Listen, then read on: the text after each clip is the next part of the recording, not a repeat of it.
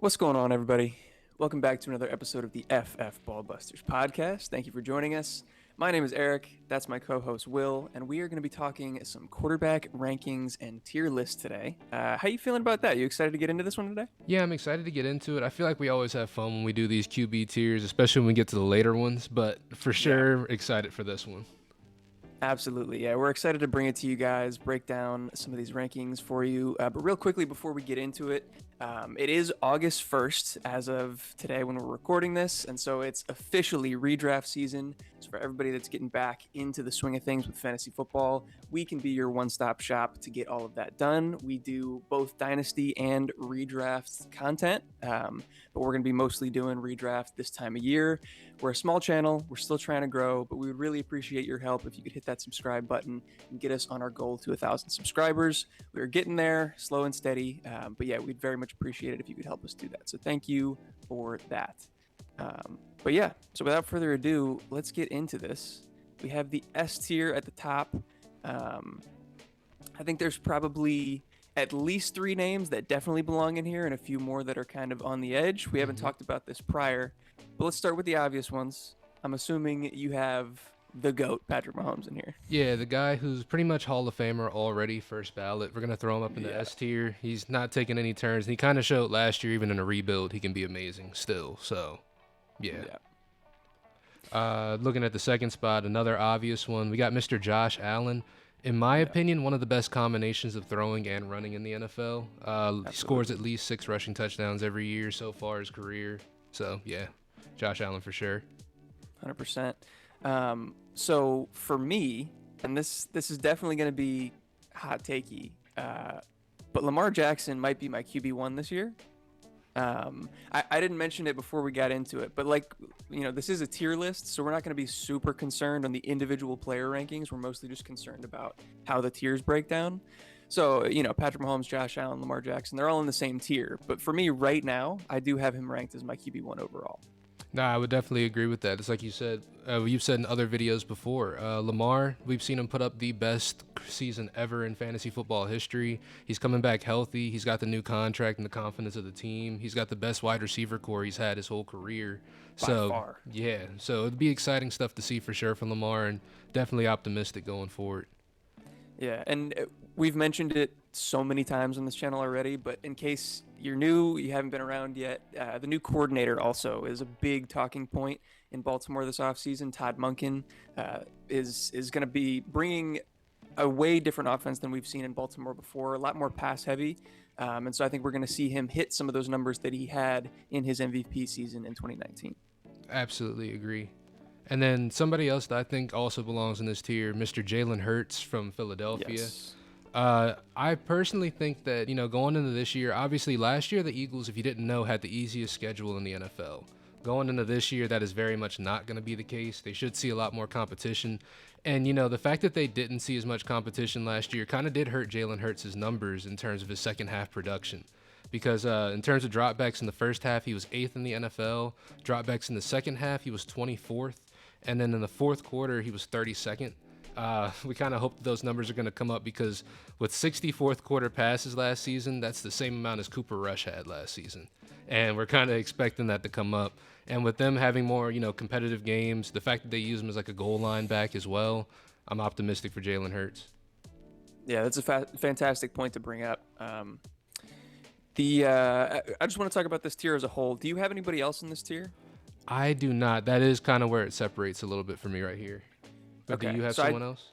I have somebody that's on the edge. I don't know that he belongs here, but I also don't know that he belongs in a tier with all of the guys below him. We don't have to make his own tier. But before we even get to that, these top 4 guys, I'm extremely confident in. I honestly, I wouldn't be mad at you for taking any of these guys as the QB1 overall before another. Jalen Hurts, in terms of points per game, was the QB1 last year. Patrick Mahomes, in terms of overall points, was the QB1. Josh Allen, prior to injuring his elbow, was on QB1 trajectory. And Lamar Jackson, like you mentioned, has had the greatest quarterback fantasy season of all time and is coming in with probably the best offensive situation and environment around him he's ever had. So it's hard to argue any of these guys over each other, but just really excited for all of these 4 guys. Absolutely. 100% agree. And then, like I mentioned, the fifth guy that's like kinda here, maybe for me, would be Justin Fields. Okay. I don't know that he's in this tier, but also I don't know that he belongs in like the tier with Joe Burrow and Justin Herbert and stuff like that. What do you think? I think that I completely see what you're saying because it's like the ceiling that Justin Fields provides with his rushing ability, and then his passing should go up with the fact that they brought in more people. DJ Moore being added. There's been a lot of training camp hype between those two. It is like he kind of fits in with this first group of guys, but he doesn't quite fit in with the next group either because obviously he has a higher ceiling than like a Joe Burrow or. Yeah. I guess But I would look at Justin Fields kind of similarly to like a Trevor Lawrence. I would say. really. I would say in terms of tiers. So, So does but Trevor Lawrence would kind of be in that same tier with Joe Burrow. I feel like too. yeah. Okay, let's strap him down then, because I Okay. think he's probably closer to that group than this top group. Yeah, I think so. I think that's Yeah. the smart move right there. But like you said, like we kind of just alluded to right there, in terms of production and fantasy, we've seen him perform at a super high level, especially the second half of last season. The wheels kind of fell off a little bit, but he did kind of attribute that to not being used to that workload. But going into this year, he should Yeah. be fully used to that. So it's kind of exciting to see that going forward. Yeah, he started dealing with a lot of nagging injuries that had kind of been plaguing him that he had been building up from running as much as he did. And, that's going to happen. I can't anticipate he won't have any injuries as a running quarterback coming into the following season, but I'm sure he's preparing his body so far throughout this offseason. It was really impressive to see that he was able to get to almost 20 points per game, which I think, let me change this to points per game, made him the QB5 in that metric, while still passing for just barely over 2,000 yards. I think Luke Getsy, coming into his second year as the offensive coordinator, is going to put more on his plate as a passer. And I think people really forget that he was, in terms of like completion percentage over expected, one of the best passing quarterbacks in college football over his time at Ohio State. And so I think we see that, regress towards the mean. We see him improve as a passer. You mentioned they have DJ Moore coming in. The offensive line has slightly improved as well. So yeah, I definitely expect more from him as a passer and probably another 1,000-yard rushing season. Absolutely. And I did a little digging into Justin Fields just to, look at some weird stats. And I found, did you know his red zone pass attempts? Do you know what his red zone percentage was last No. year? It was 70%. He went 7 for 10. His completion percentage was 70% in the red zone. Yeah, to be caught for scores. He led the NFL. So That's incredibly high. the league rate was Holy crap. 35.3. Now, obviously, that's going to, regress, but, it kind of does show he is, kind of a sniper down there in the red zone, at least for right now. We're going to see. Yeah. But it is to show that, like, if the team is able to move the ball into the red zone, they can make something happen, and he led the NFL in it last year. That was just something Absolutely crazy to Yeah, good to know. Yeah. Very cool. Who would your next quarterback be in this tier? My next quarterback, me personally, just because of the calf strain, I bumped Joe Burrow down just a little bit. Not in a tier, but in terms of ranks. So I have Justin Herbert next. Same. Kind of flip-flop the two of them. I like Justin Herbert a lot. I feel like last year, sort of everything that could have gone wrong did for Mr. Herbert. He averaged 6.8 yards per pass attempt, 9.9 yards per completion, and took a sack on 5.2% of his dropbacks, and those are kind of just all the worst of his career. And hopefully with Kellen Moore being there and the offense kind of opening up more, we can get more quality, out of the passing game out there in Los Angeles for sure. So, and also in terms of just Justin Herbert playing through injuries and stuff like that, because he did play through an injury last year as well. I did forget about that. Played through a chest basically fracture, broken ribs. Yeah, he had like a chest fracture, and then he tore his labrum as well. So he was just going through a lot last year, and we're expecting that to definitely improve by quite a large margin going into this season. So I'm really optimistic about Los Angeles and that offense over there this year. Yeah, 100%. Yeah, the rib cartilage fracture, the torn labrum, lots of injuries to his offensive line. Rashawn Slater, their Pro Bowl left tackle, was out for almost the entire season. Yeah. Their center was gone for a lot of the season. Keenan Allen and Mike Williams were injured for a bunch of the season. So yeah, he was really going through it. and that obviously impacted his ADOT, his total production numbers. But yeah, now he gets presumably everybody back healthy. They add Quentin Johnston to the offense, which I think is going to give them some more downfield threat, some more yak ability. That'll just make the offense more explosive. They bring in Kellen Moore as the new offensive coordinator, and we've talked about that in a few different videos so far. We don't necessarily expect that to mean an increase in pass rate because they were near the top of the league last year, but we do expect it to mean an increase in efficiency of those passes. We're probably going to see a little bit more play action, probably going to see more deep shots, which I think is where Justin Herbert thrives. So I could absolutely see him even overperforming where we have him ranked. Absolutely. And then, like you mentioned, Joe Burrow, ever so slightly downgraded just because we're a little bit nervous about the calf strain lingering into the season, but he would be my next quarterback in this list. Yeah, I totally agree with that. I think Joe Burrow, he's shown us time and time again that he's going to perform even if he is injured as well.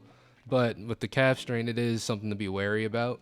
We're just got to keep an eye on it and make sure, see how he's progressing. Right. Next in this, as I kind of alluded to earlier, I've got Mr. Trevor Lawrence. We're pretty optimistic about Trevor going into the season. You know, he's got the best receiving core that he's ever had in his career as well, with Christian Kirk, Calvin Ridley being added to the team, Evan Ingram being there and also getting extended, so Evan Ingram's there to stay as well. Zay Jones still locking it up in that wide receiver 3 spot as well. So I'm really optimistic about this offense. They brought in Tank Bigsby, too, in terms of running backs, just another guy who can catch passes out of the backfield. I am optimistic about this Jaguars offense going in this season. I feel like they're in a division where they can score a lot of points. They're playing against a lot of bad defenses, so a lot of points should be coming out of Jacksonville as well. Absolutely. Yeah, I'm pretty high on Trevor Lawrence as well. I think Calvin Ridley is going to unlock some things that they just didn't have last year. Even though he's on the smaller side, he is more than capable of being that primary X boundary receiver. And the biggest thing is that he can beat press. They didn't really have anybody that could confidently and consistently beat press for them last year. Mm-hmm. And so having that boundary receiver that's capable of doing that and taking on, the number one quarterback on the opposing defense and being able to stretch the field is going to be massive for that offense and also Trevor Lawrence's production. So very excited to see what he can do in 2023. Absolutely. For me, that does round out this tier. Does it do the same for you? Absolutely, yes. Okay. And then we get into what for me is just a massive tier of quarterbacks that are all relatively the same. Yeah, there's a lot in this one as well. I was just like, damn, this one's going to be stacked. But we got to talk about everybody in here. So who do you have first? The first one, and there is a little bit of trepidation, a little bit of concern with this, but I think he definitely has the highest upside of the entire group, and that's the tickler. It's the tickler! It's got to be the tickler. It's got to be Deshaun Watson, man. We've seen him perform at the highest levels of NFL football. Sure, he took some time away. Sure, last year there was some oil on the ball. Took some time away, yeah. But I don't think that he has forgotten how to play the game of football. I just think he was in the worst possible position he could have been in last year. And even still, he turned 4 of those games into some really good performances. So it's optimistic at least. I hate him as a person, but, football-wise, he should go out there and do something. I do expect him to do something, like you mentioned. He came into last year unable to practice with the team, unable to get through training camp with the team, and just got thrown in week 13 without any chemistry, anything like that, and also hadn't played live action NFL football in over 2 years. So, of course, he was going to be rusty. He wasn't going to look great. But I was encouraged by the rushing numbers that we saw from him. It seemed like he was using his legs just as much as we saw him prior to him sitting out. And I do expect him to develop that chemistry, become more accurate like he had been in years past. And so obviously I think that means big things for him, but also I think that probably means big things for the offense around him, which we talked about in our wide receiver tier rankings with Amari Cooper. And I think that also could mean big things for Elijah Moore as well. But yeah, so he's the top of this tier for me. Who do you have next? I absolutely agree. This one might be a little spicier. but I think I'm ready to do it. I'm gonna throw Mr. Richardson up here. It might not ranking wise, Ooh. but I think tier wise he does belong in this tier. I absolutely have him in this tier as well. I didn't have him ranked quite this high, but Mm-hmm. I don't even hate that. Even if we were to put him here rankings wise as what, our QB 10, Mm-hmm. it's hard to argue. He's absolutely has this within his range of outcomes, if not higher. Yeah, and it's basically like if you just look at it from just a pure metric standpoint, the people that he sort of measured up to best in terms of like his combine performances, in terms of speed and stuff, he measured up with guys like RG3. In terms of size, athleticism, well, he athleticism wise he was off the charts. We couldn't even really Yeah. measure that. But in terms of Yeah. size, he measures up like a guy like Cam Newton, Justin Herbert. In terms of size, being a bigger guy. And with Yeah. that rushing floor that he has, his floor is pretty much up there with guys like that. So we've seen quarterbacks like Cam Newton, Robert RG3, and Justin Herbert. They cleared 300 fantasy points, and they were able to do it. They had similar, builds, stuff like that. But in terms of just his rushing ability, that gives him such a high floor. And the fact that his Yeah. rushing ability is there, if he's able to put that together with passing as well, his ceiling could match a lot of those front end guys that we talked about in those higher tiers. So to put him lower than Absolutely. this, I feel like would be, just us kind of being cute, but not really trusting the data that we have. Yeah, I couldn't agree more. And we saw it even last year with a guy like Justin Fields, who had, similar type of rushing ability. He obviously went for one of the greatest quarterback rushing seasons of all time. And so even if we don't project Anthony Richardson to get quite that high, I Mm-hmm. think his supporting cast is much better than what we saw from Justin Fields last year in terms of receiving core, in terms of offensive line, in terms of coaching staff. I think he's set up in a much better situation to succeed from that perspective. And we even saw it from like Daniel Jones, who only threw for 15 passing touchdowns, only ran for 708 yards. Um, my cat is on my mic right now. But we saw the same thing from Daniel Jones with really, really mediocre passing numbers. And he still ended up, I believe, as the QB 10 in points per game. Mm-hmm. So that's exactly where we're putting Anthony Richardson with, like conservative expectations and projections. Yeah, because Anthony Richardson, I'd imagine, is a better rushing quarterback than Daniel Jones would be. And By also, miles. with Jonathan Taylor and that whole situation, it kind of makes Anthony Richardson's rushing floor a lot more spicy because Yeah. if they don't have a Jonathan Taylor there every week to lean on, because who knows what's going to happen with that situation, that's going to open things up even more for Anthony Richardson, get him more involved, more design run plays, because keep in mind, they brought along Shane Steichen, who was drawing up a lot of those design run plays for Jalen Hurts and stuff like that. So Exactly. it's super optimistic to look at that situation, really. Yeah, and I think the biggest point that you make there with the Shane Steichen connection is we saw what that did for Jalen Hurts' red zone production and the amount of rushing touchdowns that he had. Mm-hmm. If Jonathan Taylor isn't there, which he very well still could be, it's Mhm. probably the most likely thing at this point based on the running back market that he does stay with the team at least for this year. Mhm. But if he's not, which is possible, Anthony Richardson is by far their best red zone option, and he's going to get so much work at the goal line. Absolutely. So yeah, I love that call from you. Anthony Richardson definitely belongs within this tier. We'll go to a very different archetype of quarterback, but a guy that I think also belongs in this group. Tua Tagovailoa would be my next quarterback in this tier. Definitely agree with that one. We saw obviously kind of a roller coaster from him last year, just considering all of the injuries and concussions. And so we hope that we don't see that again in 2023. We hope he stays healthy. But what we also saw from him was that he was one of the most efficient passers in the entire NFL last year. My cat is back up on the desk again. But yeah, he was fantastic as a passer. He's got one of the best weapons groups in the NFL. He's got probably one of the top offensive minds, like talking Mike McDaniel as far as coaches and coordinators. And they're going into a year 3 under him, I believe. And so they're just going to get even more in depth, even more comfortable with that system, being able to open it up even more. So I couldn't be more optimistic for what we see from Tua this year. No, I absolutely agree. Also, we've seen some top 5 finishes from Tua last year as well. I think he had like 3 of them. Finishes the QB1 against the Lions, the QB4 against the Bears, and the QB3 against the Browns. So he is able to perform. And like you said, oh my goodness.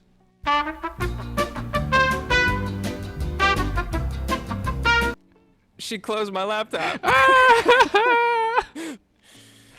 But what I was saying was we've seen Tua be able to perform at that, QB5 and up level. And that was just, in 13 games that he was actually able to play.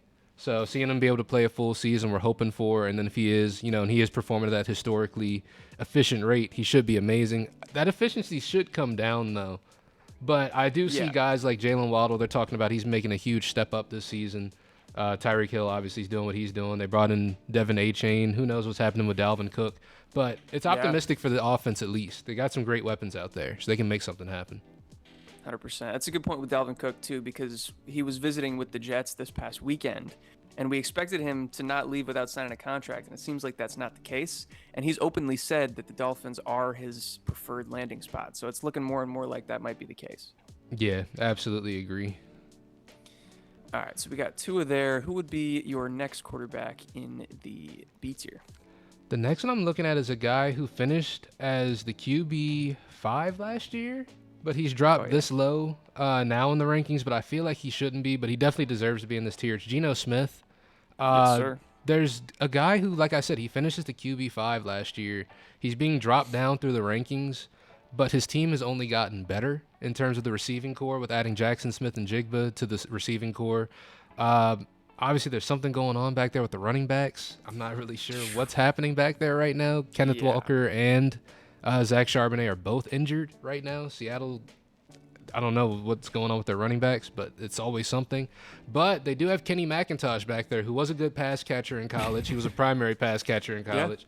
So I'm just optimistic that at the very least, Geno should perform around the level that he did last year. Hoping it's not just lightning in a bottle, but he did show a lot of consistency, especially on a week-to-week basis. It wasn't like he had one huge week that leveled everything out. He was performing week to week. This team is still the same. They've only gotten better, really. So I am optimistic about Geno Smith, and I think he will end up outperforming his ADP, to be honest with you.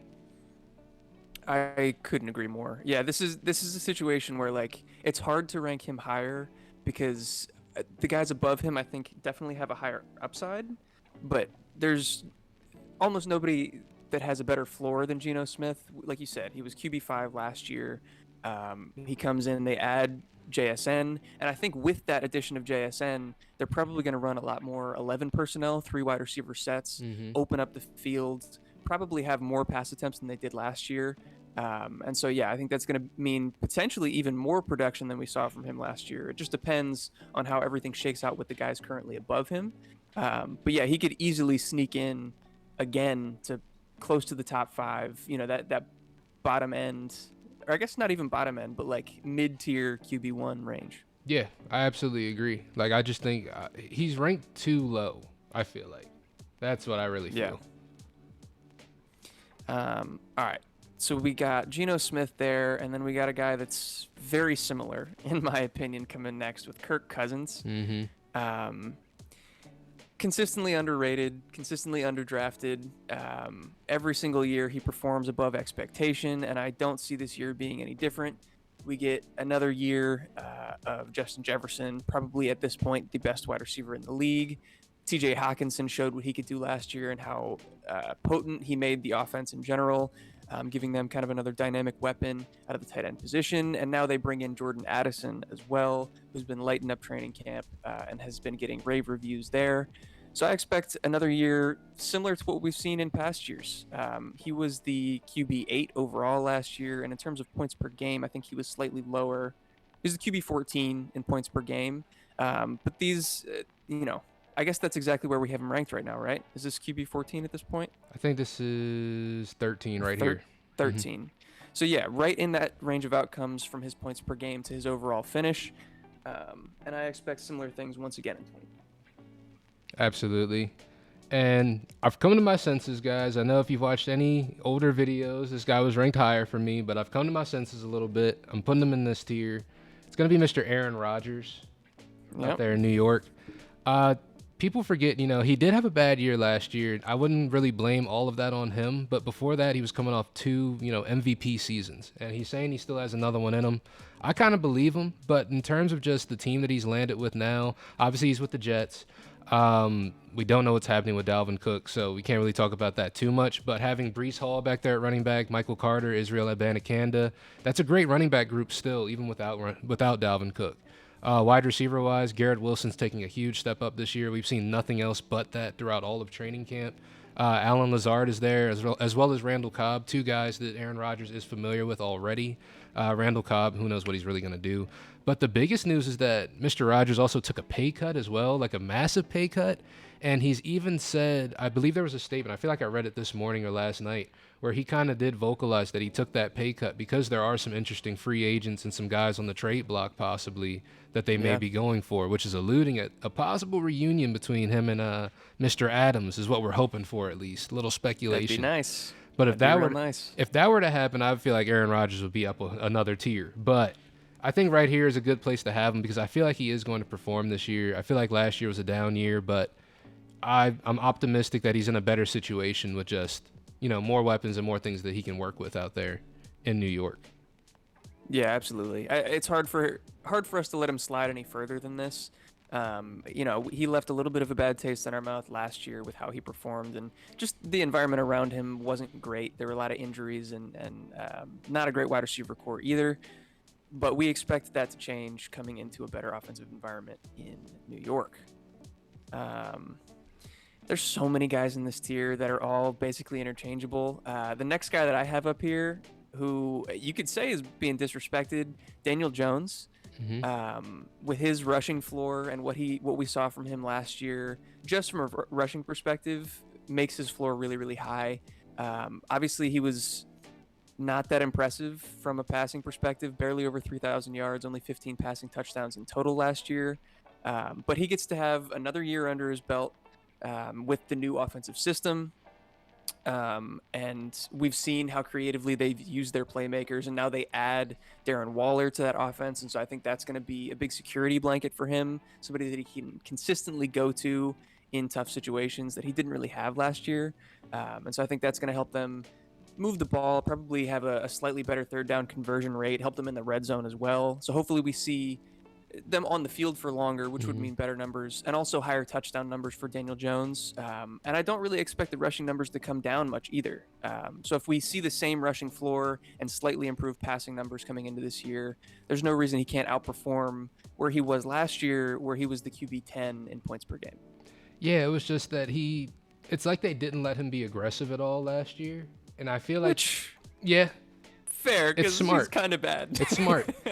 If they let him do that a little bit more and take some more chances, the ceiling might raise even a little bit more for Daniel Jones. But for sure, it's funny because I think he's been getting along pretty well with Jalen Hyatt, of all people, too, out there. Because I saw a clip where there was an interview, someone was talking to Jalen Hyatt, and Daniel Jones walked past in the background. It was just like, hey, ask him how many times he hit 24 miles per hour. And apparently he hit it like 3 times in practice, and that's with, I think him being injured like he is, too. So that guy is pretty fast. That is insane. But him having at least, some good chemistry with the field stretcher, and if they allowed him to, open up the field a little bit more and throw the ball downfield, it could mean some good things, could mean some bad things. But, hey, it's a chance, It's a chance. All right, so we got Daniel Jones on there. I still have a couple names, or at least one more name in here. You got some more people to talk about? I got at least one more. Actually, I got 2 more. I have 2 more. Let's hear it. So I've got Russell Wilson also in this tier. Now, I know we don't have a lot to really talk about from last year because last year, according to Sean Payton himself, one of the worst coaching jobs in the history of the NFL. And I think because of that, Russell was able to, kind of do more of what he wanted himself, which didn't really prove to be a good thing for a team. I feel like with Sean Payton, getting things back under, getting the reins under, with him actually kind of lighting a fire under this team and under Russell Wilson and having him adjust his game to more of a game that fits in the NFL play of football. Because last year they didn't feel like they were really playing NFL football for a long time. No. Yeah. But with that being added, and we've seen how Sean Payton could take a quarterback like a Drew Brees and turn his career around completely. You know what I mean? I'm not saying Russell Wilson needs a complete turnaround because he already was great. We just need to see more of what we used to see. And I think that Sean Payton's the guy that'll be able to pull that out of him. Also with the receiving core, Jerry Jeudy's taken a big step up since last year. Cortland Sutton's still there. Obviously, he had a down year last year. We're expecting that to turn around a little bit more. They lost Tim Patrick as of yesterday. Went down Yeah. with an Achilles tear, so that's really sad to see, especially 2 seasons in a row. ACL tear and then the Achilles Yeah, tear back to back. It back to back. sucks so bad for Tim Patrick. So prayers up for Tim Patrick and just how he's doing because he's not going to be out there. And they also waived KJ Hamler, but that just means I feel like Marvin Mims is going to get more burn as well. That just means Yeah. Marvin Mims, second round draft pick, first draft pick of the Sean Payton era. I think he's going to get involved quite a bit. Mhm. I think the plan with KJ Hamler was to bring him back after waiving him. It was more so to get another camp body in there, a little bit of space on the roster. But it sounds like the intention is to bring him back. But I still agree, just based on what we've seen from Hamler throughout his career and his ability to stay healthy, Mims probably has an inside track to be that kind of vertical slot receiver for this offense. Yeah. Yeah, I like Russell Wilson there. I kind of had an asterisk next to him, but I can absolutely see him being in this tier. With him in there, I think that gives me the confidence to put 2 more names in here. People are going to be yelling at us in the comments just for all these guys dropping, but again, they're all interchangeable. This entire tier is like nearly the same quarterback. Yeah, And like if you could literally move them around however you want. Yeah. Move them around however you feel. If you feel like our ranking is fair, like I feel like our top 8 is solid. After that, kind of do whatever you want. Go nuts, because you can justify any of these guys being in these spots. Absolutely. And I think if you take anything away from this video, this is another message that we've echoed throughout some of the mock drafts and through some of the rankings. When you have a tier that's this big and they're all interchangeable, especially if you're in a 1 quarterback league, you can wait until the end of your draft and legit just wait until the last one of these guys is available and take the end of the tier. And it's basically like you could have the QB8 or you could have the QB16. Like it could be anywhere in that range. And I'm perfectly happy doing that if you're willing to wait that long for quarterback in your drafts. So the next guy that I have in here would be Dak Prescott. Agreed. He's had some up and downs the past couple of years. He's dealt with a lot of injuries. We've seen, less than stellar performances from him, at least comparatively speaking, to his entire career. Kellen Moore leaves, which I think is slightly concerning. But we've also heard some rumblings that they're not going to get too far away from the passing game. And also, I think it'd be kind of hard for them to really be like a run-first team when Tony Pollard is their top back. Ronald Jones, we just got news that he's suspended for the first 2 games of the season. Deuce Vaughn is back there, and you're certainly not going to be putting it in his hands, 15 times a game. So they're not going to be super run heavy. And so I think Dak Prescott is going to get the opportunity to air it out. His offensive line is going to be back healthy. He's got CeeDee Lamb to throw to. He's got Brandon Cooks, which I think is an underrated addition. Michael Gallup should be back healthy and probably the best we've seen him in a couple of years as well. So obviously we have him all the way down here, but my expectations are still pretty decent for Dak Prescott. The only thing that's kind of pushed him down for me, because I was a little bit higher on him earlier in the offseason, is that I've come to the realization that the rushing floor that he had earlier in his career doesn't seem like it's coming back. It's non-existent at this point. After that ankle injury that he went through, he's still the same passer, but I think honestly he's in the same tier as far as like NFL quarterbacks as a passer, as the Kirk Cousins, as the Tuas and the Genos of the world. And so if he's not going to provide a rushing floor or the rushing touchdowns that he did earlier in his career, there's no reason that he should be higher than those guys. No, I definitely agree with that. And then even having him ranked here, not the worst thing in the world. I think right now we have him as the QB 17. Last year in points per game, he finishes the QB 16, even though he was coming off his worst season yet. So we're hoping, like you said, we're hoping for a bounce back. Obviously, that rushing floor is bad, but last year in terms of his pass attempts and, quality of passes, it was one of his worst since like 2017. So if he's able to just do that and do better, we should see an uptick in performance for sure. Yeah. And technically, at least in my personal rankings, and again, we're not getting nitpicky as far as the individual rankings, I have him as QB 13. But if we're talking about this from a QB or from a 1 QB league perspective, if that's the league that you're in, he doesn't really provide the upside that like an Anthony Richardson or a Daniel Jones do this late. So I'd probably be passing on him for those guys. If we're talking a 2 quarterback super flex league, depending on the format that you guys are playing in, then I think his safety kind of gets bumped up a little bit. And I'd be willing to take him around that QB 13 spot. But again, regardless of format, all of these guys are so close to one another that it doesn't make too much of a difference. Absolutely agree. And who else did you have in this tier? Because I know you had mentioned 2 people. What do you think about Jared Goff? Jared Goff, I am not mad at him being in this tier. Not at all. Yeah. He would have been the first person in the next tier for me, but having at the end of this tier, I think also fits. Especially with the offense, with the play style. No, I'm not. I'm lean saying one way or the other because I'm not sold one way or the other. He was the QB 15 in points per game last year. What was he overall? He was the QB 10 overall. So he's probably closer to this group than the next group, I guess I would say. I think so, and I think with the offense that he's in, that also sort of elevates that as well. Yeah. Especially last year, he threw the second most touchdowns of his career, I think. That sounds about right. Yeah. So that's a solid bounce back. Yeah, he threw 29 touchdowns, second most of his career. Set a career low in interception rate, 1.2%. So he's also, kind of cut down that interception bug. They brought in Jahmyr Gibbs, who's going to be a great weapon out the backfield. They also traded for Denzel Mims, which I think is one of the more interesting trades in a while as well. Look, You being listen, for real? listen, I am. I think, listen. There's not too many people back there that can catch passes for the Lions right now besides, Jameson Williams, obviously. They've got Sam Laporta. They've got the Sun God. But after that, Josh Reynolds, I feel like pretty steep drop-off from those two. But Denzel Mims, he's kind of unproven at this point. The times he has gotten opportunity, I'm not going to say he's moved worlds with it, but he has proven to be a competent NFL receiver at the very least. Has he? I think so. Me personally. I think he's on the Jets in a really bad situation. I can certainly argue that he's been treated unfairly and hasn't been given the opportunity to potentially show what he can do. And if that's what you're arguing, then I can understand. I'm not saying he's going to change everything. I'm saying that they've at least got another guy who they can take a shot on and see what they've got in another guy. I don't know if he's moving Jared Goff's needle for me is all I'm saying. We're talking Jahmyr Gibbs. We're talking your boy Sam Laporta. Well, I we're talked about all the Jameson important Williams. people first. When he comes back after the 6-game suspension, honestly, Josh Reynolds had a decent year last year. DJ Chark, before he left, was a pretty competent part of this offense. I think he's better than Denzel Mims, and he left. Anyway, Ben Johnson still there, the offensive coordinator. That's going to be great. Offensive line has taken another step. They're probably the second best offensive line in all of football. Great offensive environment. Mm-hmm. Denzel Mims, that's crazy, bro. Come on, man. We'll see.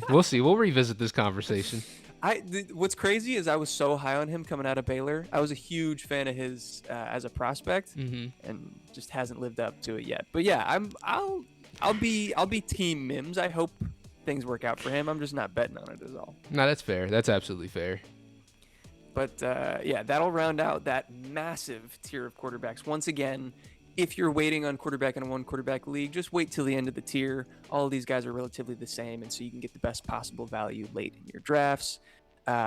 These next guys aren't going to factor into one quarterback league, so this is probably into Superflex territory only. But let's talk about some of the names in this next tier. Who would you have to lead us off in the C tier? So I got Matt Stafford to lead off the C tier. Agreed. We're hoping that this year, last year he was playing hurt. And he got hurt, so it's just, he didn't really play too much last year. He still got Cooper Kupp. He's not an incompetent quarterback at all. No. He was having the worst season of his career, arguably, before he got shut down last year, and that was due to a spinal injury, right? Like some sort of back There was a injury? lot going on. He had an elbow issue that was plaguing him throughout the entirety of the season. He had the neck / spinal injury that also came in conjunction with a concussion that kept him out for a few games. There was a whole rack of reasons that he was underperforming. Yeah, it was just a really bad year. But at least going into this season, we've already heard Sean McVay say that Matt Stafford's going to be coming into this season with no limitations. So we're hoping that he's not hurt. And it's not much to be overly excited about, but at the end of the day, he still has Cooper Kupp out there who is performing at a super high rate. And if Cooper Kupp is able to see any success, Matt Stafford's also going to see success. But it is hard for me to push him out of that, any higher than this, because the team's not going to be all that great, but they're going to have to score points if they want to stay in games because their defense is not going to be good. Yeah, this team is going to be terrible. Their offensive line is going to be one of the worst in football, if not the worst in football. And so he's going to be running for his life back there. but their running back group isn't great either. We'll see what Cam Akers can do coming off of the Achilles tear and recovering from last season. And yeah, so the combination of poor running back play and poor offensive line, they're certainly not going to be efficient running the ball. And like you said, they're going to be behind in a lot of games, so they're probably going to have to pass a ton. This is more of a volume-based ranking. He's just going to have to throw the ball a lot. The floor is almost non-existent. Like, he very well could face plant and have another terrible year like last year. But the guys in this range with him also don't have great floors either, so hard to argue against it. Yeah, absolutely. The next one for me, and this might be a little controversial, we can talk about it. I just think that the ceiling is there once he comes back. It's Kyler Murray. Okay, I like it. Let's talk about it. I'm a little bit more optimistic as far as his return timetable. This is also another thing that we preach on this channel, that injury optimism is something that you want to avoid most of the time. You want to stay true to what these timetables are, but I think in this case, people have kind of overblown the timetable for return for Kyler Murray. I've been, keeping up with Twitter and looking at all of the PTs and injury doctors that contribute to the fantasy space, and they've talked about his return timeline being in line for him to potentially be ready for week 1. Not that he's necessarily going to start and play week 1, but that he should be ready to go. And that by week 3 or 4, he should be ramped up and in a situation where he's performing at basically the same level that he was at. Obviously, you could probably limit his rushing numbers just a little bit until he gets that confidence back in his legs. But Kyler Murray, this late in drafts, especially in super flex league, with the potential that in the second half of the season he could be himself, I think is too much to pass up on. I agree, and I think that a lot of people are a little bit less optimistic just because the team is going to be as bad as it is. But the wheels have been falling off the Cardinals for a while in terms of the offensive line. They've been terrible for so long. They've been bad, and even last year, his performance was by far, in terms of output, one of the worst of his career so far.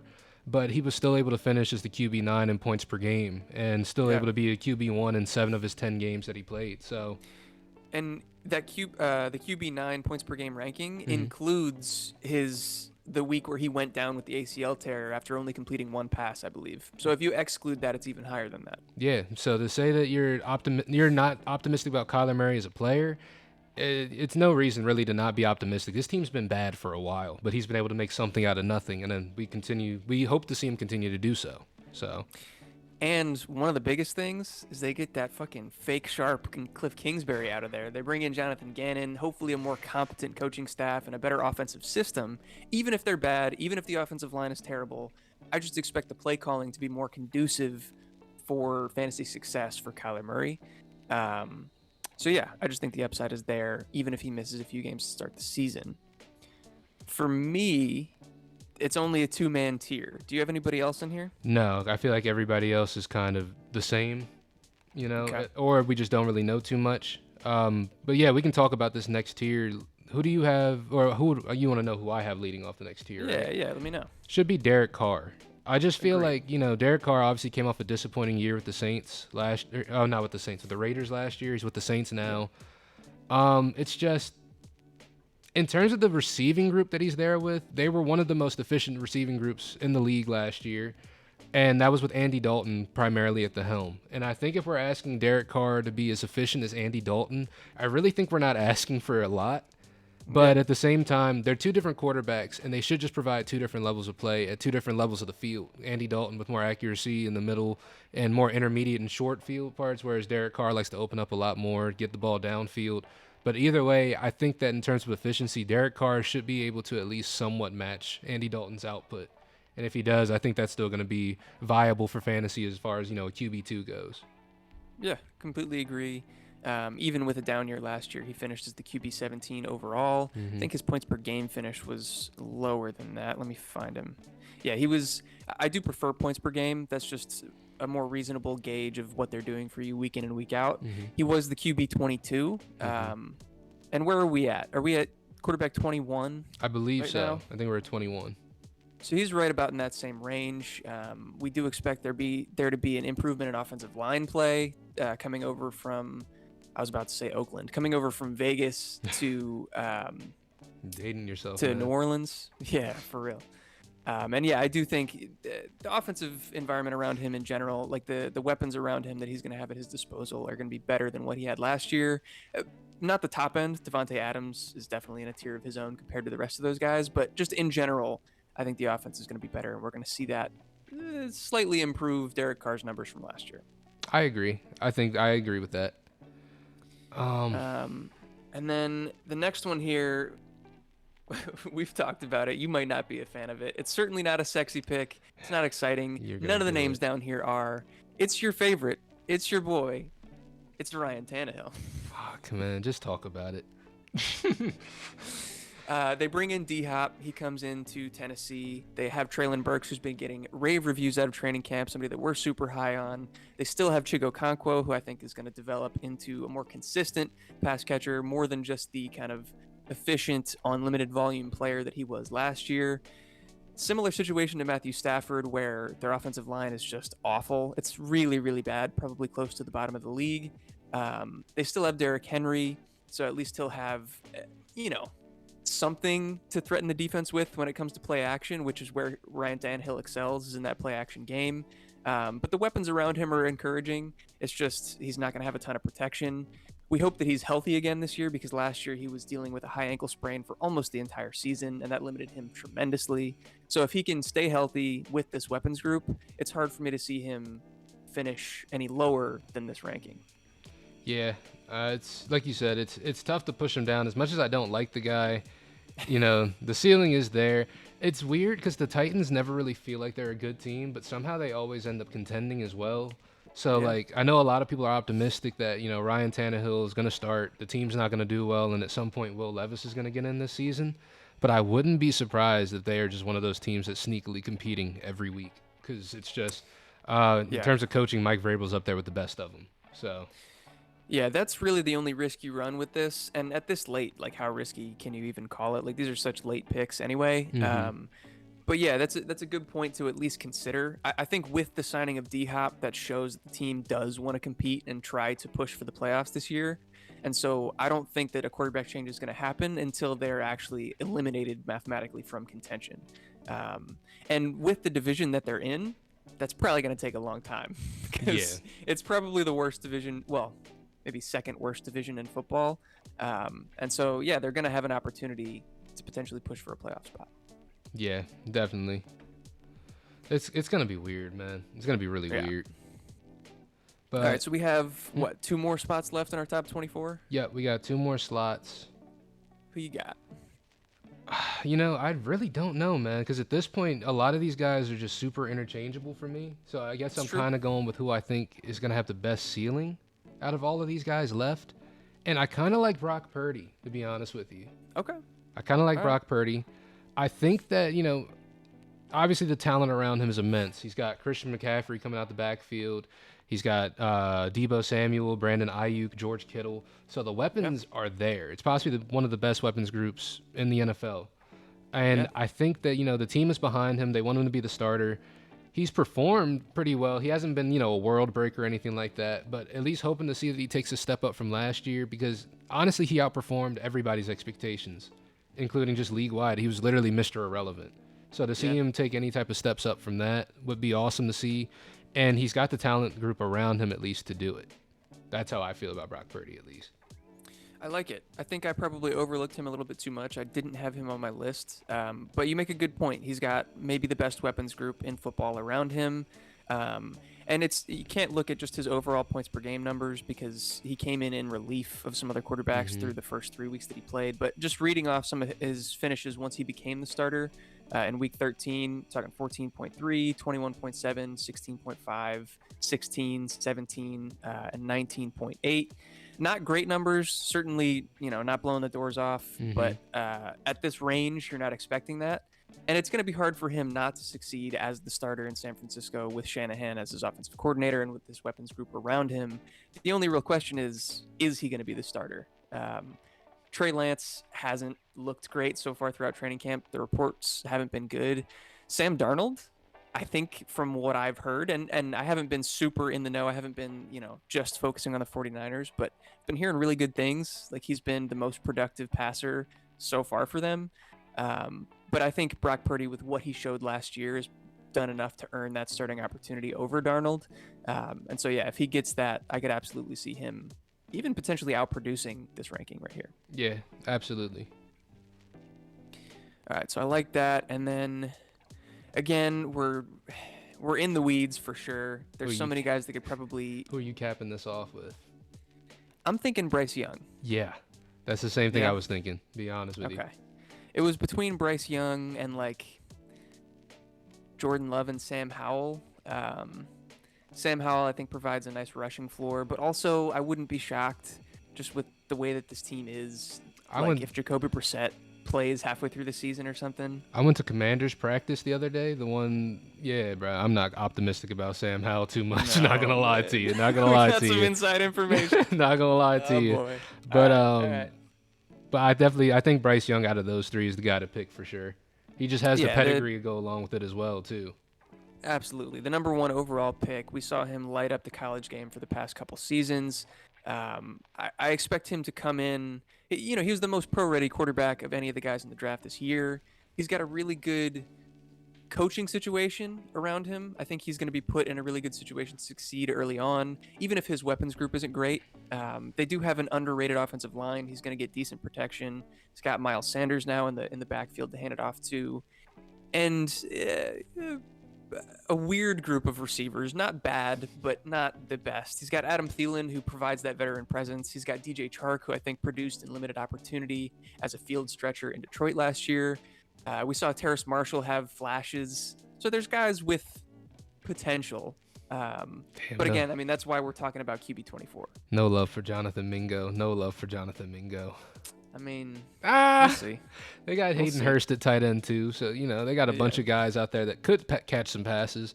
But it's just Bryce Young, like you said, he's got the pedigree. He's been a winner his whole life. It's tough to think that he's going to get to the next level of football and just fall apart, So I think he's going to come out there and perform, like you said. Absolutely. So that's going to do it. Thank you for sticking with us if you did all the way till the end. Let us know in the comments below what you agree with, what you disagree with, where you would have guys ranked. If you have any questions for us as far as individual rankings, because like I said, we didn't get too into the weeds about individual rankings. It was more about the tiers. If you have questions about that, leave it in the comments below. We would be more than happy to talk to you and answer your questions. If you want to go in depth, we also have a link to our Discord in the description below. So check that out, and we can really have a conversation, not only with us, but with some of the community that we've built so far. Yeah, you want to talk about some YouTube stuff before we get out of here? And I guess our sponsors as well. Yeah, first off, make sure you guys check out those links down in the description below. Check out our sponsors at Dynasty Owner over at Do Numbers with FFLW. Use our promo code FFLW for Underdog Fantasy. Also, check out our sponsors. God, why do I always do that? Our partners, the league winners, people that we also make videos for. We got some new stuff coming out there at some point. Not exactly sure when it's going to drop, but... We do work with them. Check out them. Check out some of the articles, the people they got. We actually have a bunch of new influx of writers coming in soon. So it should be some fresh new content there as well. And just do all that great YouTube stuff. Hit that subscribe button. Hit that notification bell. That way you know when we drop our latest videos. Hit that like button. It's absolutely free. Best way to get our stuff out there so other people can see it. And hit that. Hit the comments below. Let us know, like Eric said, what you think about our rankings. You have any questions? Anybody you think we overlooked? Anybody you think it should be higher? Should be lower? Let us know in the comments down below. And check out the link in the description for the Discord if you want to join our community. We got some great people in there, always chatting, talking about some fantasy football stuff. So if you want to join that and that interests you, that link is down below. But as always, if you made it this far into the video, we love you. And we will catch you in the next one. Peace. Peace.